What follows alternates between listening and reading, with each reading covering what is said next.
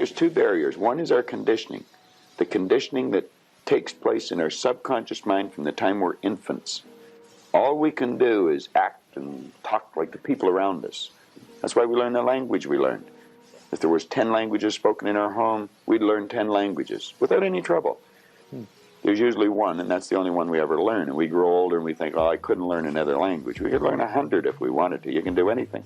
But I think we're conditioned. We have a real strong conditioning, usually with not some very good ideas. And then that's the barrier that's inside us. The one that's outside of us is our environment. We have a tendency to act like everybody around us. And if you think about this, it does make a lot of sense. Because if you study statistics, 95% of the people live their entire life and never live the way they want to live. Humans are emotional computers. We start off as pure souls, then we get tainted and programmed by people who are also tainted and programmed, and the cycle continues. What adds on to that is a lot of us have experienced childhood trauma, and that only deepens the programming. And I'm not going to sit here and act like it's easy to overcome 20 to 40 years of trauma and negative programming, but it is possible. It just takes a lot of work. And that's the thing. A lot of people are not willing to put in the work for themselves. They'll go to a job, they'll work overtime for a job, but you're not willing to work overtime for yourself. But if you are, I promise you will see drastic changes within months. I'm living proof of it. And sometimes I have to ask myself, like, Kyla, is this really you? Because I can't believe how much I've changed in just the past few months. But I also know that I've put in the work. I haven't been playing about me. So first I'm going to share the things I did to heal. Then I'm going to share the things that I did to reprogram my mind. First step was realizing how my childhood correlates with my adulthood. 9 times out of 10, the self-defeating beliefs you have stem from your childhood. Once I made that correlation, then I realized I have to forgive any adults in my childhood that contributed to that negative programming and contributed to those self-defeating beliefs. I also had to forgive myself. I had to forgive myself for all the years of me mistreating myself, putting myself down, devaluing myself. Because a lot of times we talk about, oh, this person hurt me, this person did this. But we also fail to realize sometimes we are our own worst enemy too. Next step was acceptance. Accepting my childhood for what it was, but also being grateful for the lessons and being grateful all the things I went through made me stronger. Not to sound cliche, but I strongly believe if it doesn't kill you, it makes you stronger. It builds your endurance. The final step to me healing was praying and journaling. I did those two things obsessively. God tells us not to worry about anything, but instead pray about everything. So that's exactly what I did. And journaling helped me to sort out my emotions, because I think when you keep everything in your head, it continues to build up and eventually you have a nervous breakdown. So I think it's really important to release that. One of the biggest things for me was watching my negative self-talk, whether that's out loud or in your head.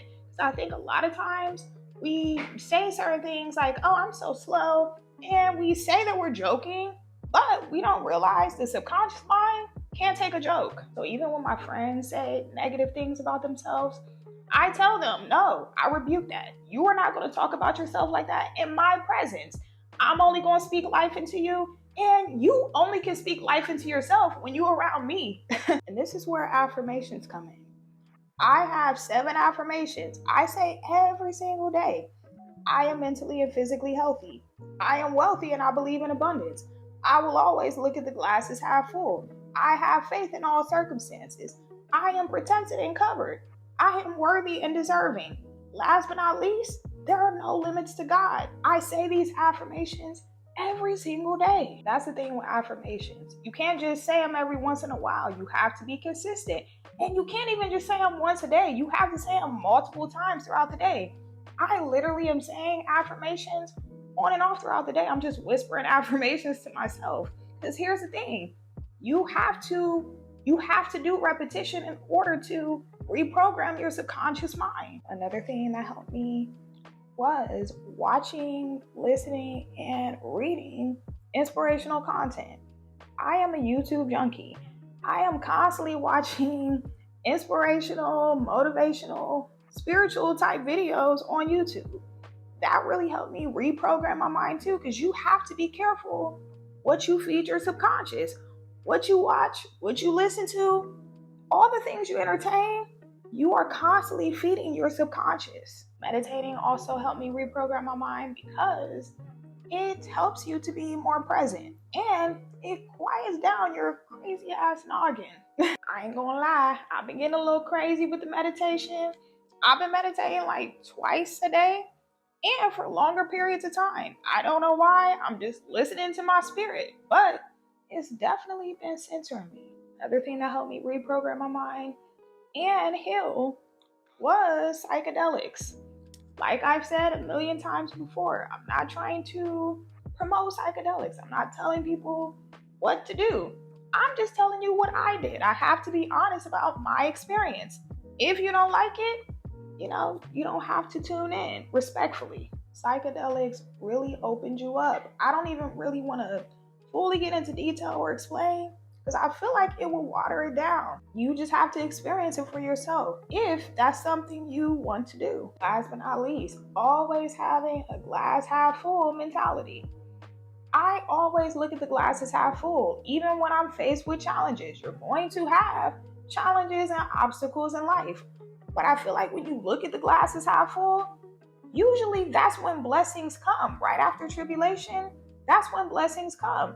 That's why even when I, have things happen and I'm like, oh man, this sucks, I still find the positive in it. And that has helped me tremendously. Not only has it helped me, but I've actually had blessings come right after a tribulation. I pray this video was helpful. If it was, make sure you like it and leave me a comment.